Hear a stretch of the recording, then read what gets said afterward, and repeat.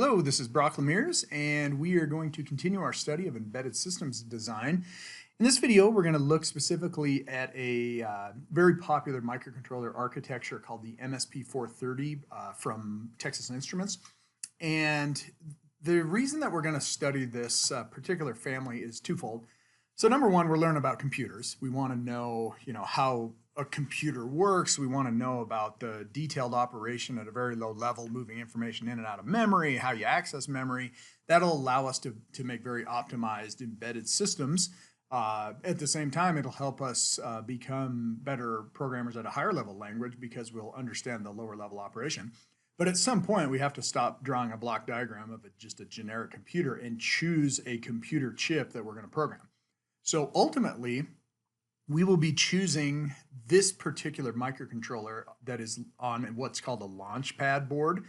And this particular device right here is the MSP430 FR2355 LPT. And it's very specific, right? But it's part of a family of microcontrollers that is called the MSP430. And it's important to understand, how this particular part fits into the overall family because the way that the documentation is provided. So for example, there's going to be a device-specific data sheet for this specific part, and it's going to have details on like the pins that are used, et cetera, et cetera. But then there's going to be other documentation that is for the MSP430 family that is where we go to find more generic information about how the computer system actually works. So understanding the difference between the specific part and the actual family will help us know which documentation to use, so which data sheet to use. And in fact, not only are you going to have a family data sheet for the MSP430, which is going to be huge, you also have a device-specific data sheet for the actual part we use. You're also going to have a data sheet for the launchpad board that talks about the peripherals that are on it. So we need to kind of keep this straight in our head. Okay, so let's start off with this. MSP430 family. This is by Texas Instruments. MSP stands for Mixed Signal Processor. Mixed signal means, it's working on both analog and digital signals. And that's because the thing has an analog to digital converter on it. It also has digital to analog converters. So you can write, programs that are able to read sensors that produce both digital outputs and also analog outputs. And it can be extremely low cost. It's actually a 16-bit CPU. It's got onboard ROM and read-write and a whole bunch of peripherals. MSP430, if you come out and you take a look at Texas Instrument website, you go MSP430, it talks about the ultra low power and some of the applications, and it gives you a quick search tool here to try to narrow down and find one that would work for your application. But it's got a whole bunch of applications, okay? So you can do this for tons of different applications. And this is actually one of the most confusing things for new embedded systems engineers when you try to figure out, like, how does this fit into the overall family? So for example, if I go out to DigiKey, which is the world's largest selection of electronic components, and I just say, I'm looking for an MSP430. You just start with something like that. And you search for this, and you go, okay, so here's some stuff that is associated with that. I want a microcontroller. I click embedded microcontroller, and I look at this. There's over 4,000 different parts that are MSP430s, okay? They come in all sorts of different packages. They come in different form factors. There's ones that have a lot of memory. There's some that have a little bit of memory. There's some that have different types of memory on them. There's some that have a lot of pins that break out a lot of ports. There's some that have hardly any ports, and they range in price anywhere from a couple bucks down to, maybe $5 down to just pennies. And so it can be very overwhelming trying to figure out, like, which part and number do I actually use, okay? So the way we're going to start is, like I say, ultimately we care about this guy right here, this one specific one, but we're going to learn about this and the overall architecture in this video so that we can kind of understand how it fits in. Okay, so let's go through some details on this. First thing is the way that you look at memory, okay? So the MSP430 has a memory system. Everything's memory mapped, like we mentioned before, which it means the program memory, the data memory, and all the ports are mapped. And in addition to configuration registers, they're mapped to a specific address. And the way that this works is that you can, every 8 bits or every byte of information in the memory has a specific address number, okay? So if you're at address, let's say 0, it has a byte there. And if you're address 1, it has a byte there. And address 2 has a byte there. And address 3 has a byte there. But it's a 16-bit processor. So that means that while there are times you might want to grab information out of memory as a byte, there are many, many times where you might want to grab it out of memory as a 16-bit word.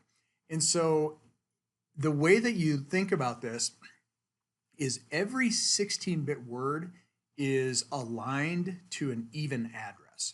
So for example, if I drew the memory kind of map of this and I said, I'm only going to treat this as a 16-bit memory device.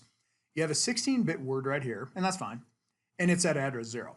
But if I went to address 0, or excuse me, address 1, it's not the next 16-bit word in memory. It would be the byte within the 16-bit word. Okay, and this is actually this is a somewhat complex concept to grasp.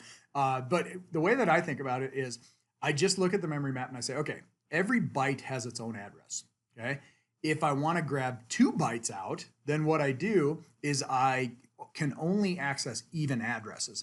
And so the way that this would work is if I come up here to the 8-bit memory model, you're going to have this 16-bit word is going to be aligned like this. At the even address, you're going to have the lower byte. Okay, so this is the low byte right here. And at the odd address, you're going to have the high byte. If you tried to read from 0 and said, I want a 16-bit read, it's going to grab this byte right here and treat it as the low byte.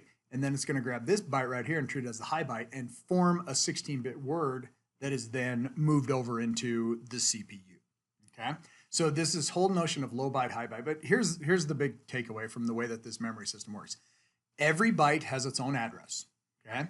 And if you ever access it you ever access the memory and you want a 16-bit word, you only grab from even addresses, okay? And it's automatic for you. You don't really necessarily have to worry too much about, well, I'm going to go get, address 0 and who's the low byte, who's the high byte. The memory access will actually take care of that for you. Okay, so that's one of the big things about it. And there's byte access and there's word access. Word always refers to 16 bits in this case. Okay, so that's kind of the biggest gory details. The memory map of the MSP430 family, you have 16 address lines in all of the microcontrollers. You will see some microcontrollers that have what's called an extended address range, and we'll talk about that in a second. But if you have 16 address lines, you can access from 0000 up to FFFF in terms of addresses. And this is hex now. So once you start talking about a lot of different addresses, you have to move into hex. And so you get used to talking about addresses as I'm at 0000 or I'm at 8,000. And when you say things like that, you're talking about hex. The way this corresponds to decimal numbers is if this was decimal 0, then FFFF would correspond to decimal 65,535.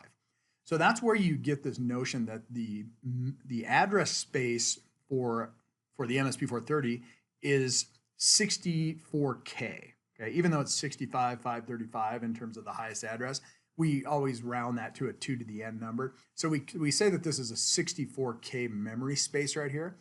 And this is the normal way to do it. If you added more address lines, you'd be able to access more information. But the one we're going to use is only going to use 16 address lines. Now, this is where you start breaking this up into different part numbers. Not every device has the same amount of data memory or the same amount of program memory.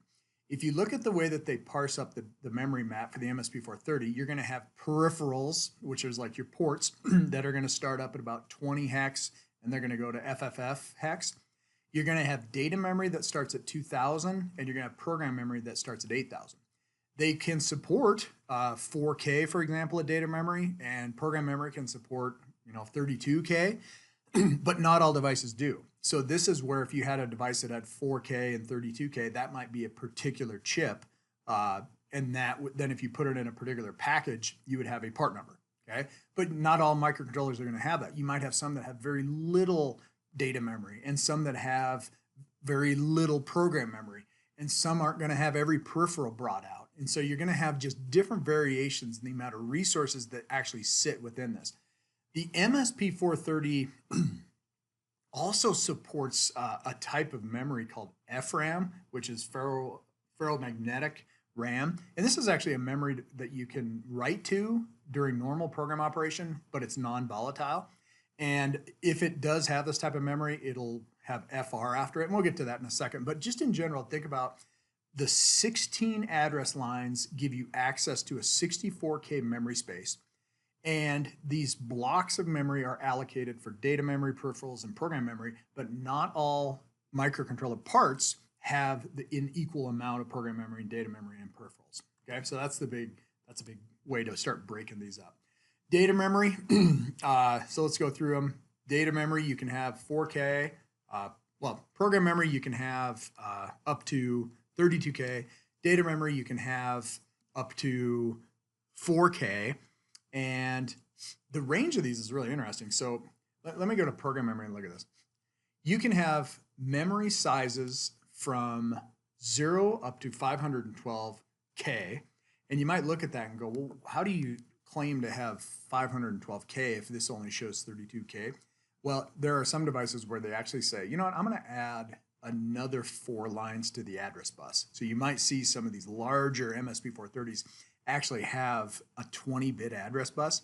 So that's where you're able to support that. What we're going to do is we're going to work on a 16-bit address device, and that'll allow us access to the 64 memory space. But you can actually get a microcontroller that doesn't have any program memory. Or you can get up one that has huge. And you can also get different types of program memory. You can get MROM, you can get flash, and you can even have FRAM. Okay, so you can start seeing all these different part numbers emerge.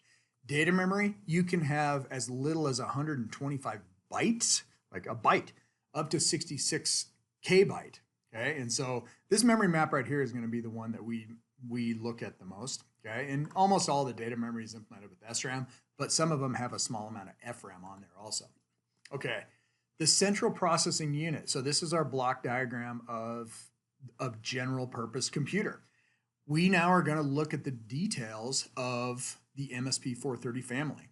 Okay, so the CPU has 16 registers. Okay, and these in a normal operation, they are 16 bits wide. They have a mode that's called extended mode where you can actually hold 20 bits in here in these registers. Okay, and the reason that you would ever want to have 20 bits in here is to support the extended memory system, right? So if you're going to have a 20-bit address bus, there's going to be times where you want to load an address into one of these registers, and so you have to have that support. But in general, what we're always going to do is treat everything as 16 bits, okay? You can act on these as 16 bits. The way that they name them is they name them R0, R1, up to R15, and then they also have some that are dedicated, and they get specific names. So the first 4 registers are dedicated, and they're called program counter, that's R0, stack pointer, that's R1, status register, that's R2, and instruction register is R3, or it's also called the constant register.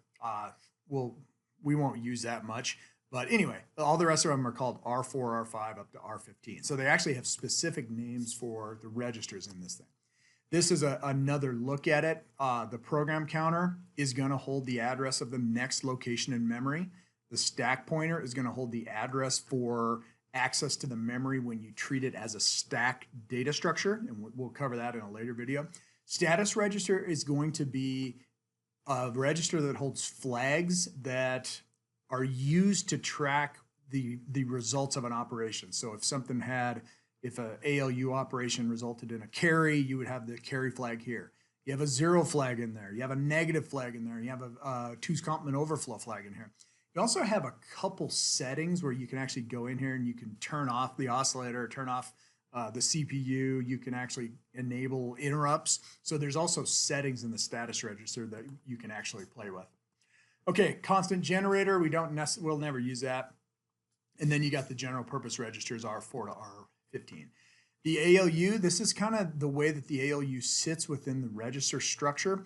So each register is fed onto a bus that can access the outside world, but it also can be fed into the ALU. So any of these 15 registers can go into the ALU as both the source and the destination. But then the output of the register, the output of the ALU has to go somewhere, and it has to go back into one of these registers. So you can do something like R4 plus R5 and put the sum back into R4, okay? So that is, it's a 16-bit ALU, and it generates the flags for us. Now, let's take a look at the broader microcontroller application.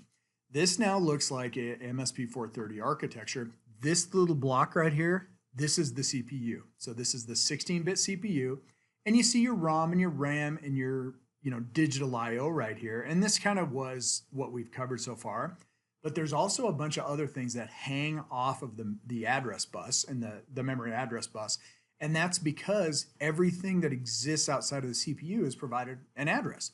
So there is also digital I/O, which is parallel.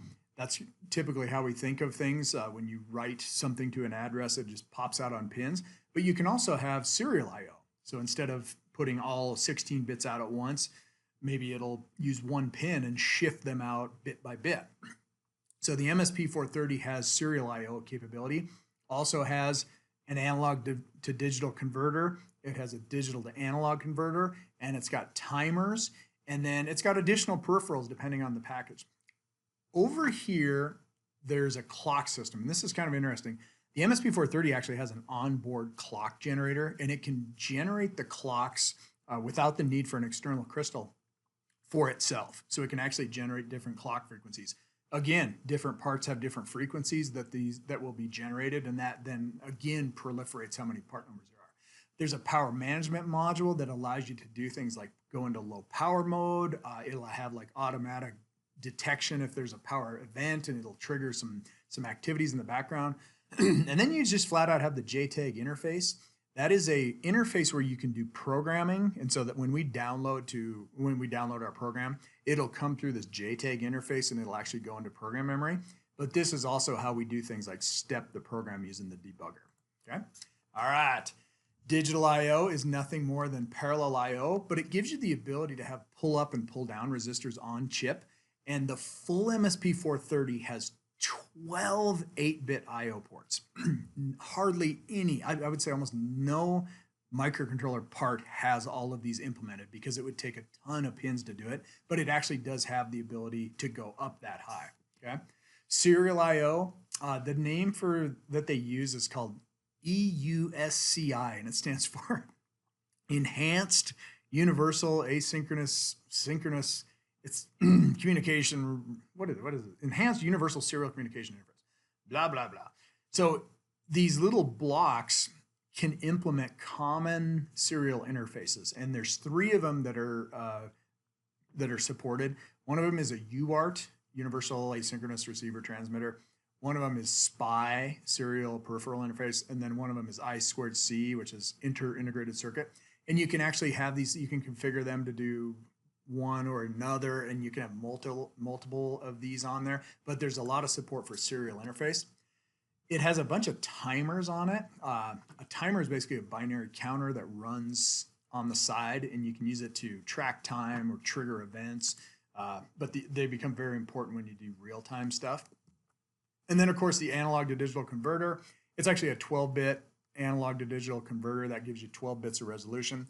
But what's neat about it is it can take in one of 16 channels, so you can route a whole bunch of different channels into this A to D converter. So it'll allow you to kind of cycle through different inputs. The digital to analog combo or digital to analog converter, they reside within this thing called a smart analog combo. So in addition to giving you a DAC, which takes the digital value and creates an analog on the output of the pin, you can also draw or implement things like op amps and inverting op amps and voltage followers, stuff that we'll cover at the very end. The clock system, like I say, it'll generate automatically things for you. The three main clocks are going to be called M clock. This is master clock, and this is what clocks the CPU. You're going to have SM clock, which is subsystem master clock, and that's going to drive all your peripherals. And then you have A clock, which stands for auxiliary clock. And you can, like, for example, a timer, you can configure it to use any of these three clocks. CPU always runs off of M clock.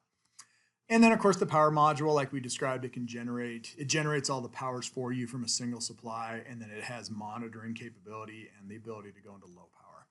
The bus system, now this is interesting. They tend to draw the memory address bus as 20 bits wide in the MSP430 datasheets, the family. And that's because the largest memory bus you might see is 20 bits to support a large range of addresses. 2 to the 20, so if I go 2 to the 20, that's going to give you up to 1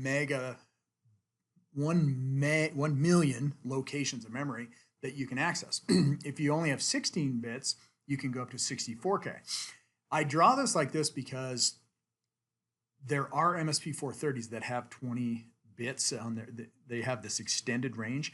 And so remember, we're talking about the MSP430 family, not the one we're going to ultimately start coding on, which only has 16 bits. Okay, so part numbering here is a first attempt. Don't worry about this. This can be overwhelming. But this is the part number for the actual device that we're going to program on the Launchpad board. And I want to break down its part number just so you can see kind of what these numbers mean. MSP, that just stands for mixed signal processor. That's just a type of family from Texas Instruments. It has the 430 architecture. I don't know where 430 comes from. We use an FR. This little field right here is going to tell you what type of non-volatile memory is implemented. And in this situation, the device that we have on our Launchpad actually has a little bit of FRAM, so ferromagnetic memory. Then you got the 2355. 2 is the generation. We're the 2 series. We can go up to 16 megahertz. The 3 is a family that has no other setting. 55 is the series and device number, whatever. TPT, though, is interesting. This is now, T is the temperature range. So this is standard temperature, T. PT is going to be the packaging. So now we get down to the low profile quad flat pack, LQFP. This is the actual part number of the actual device that sits on the Launchpad. So we need a data sheet to give us information about that exact microcontroller. Okay, so that's a pretty broad overview of just the MSP430 family. So remember, we're going to delve down deeper in future videos, but always remember to subscribe to my channel so you can get all the latest videos.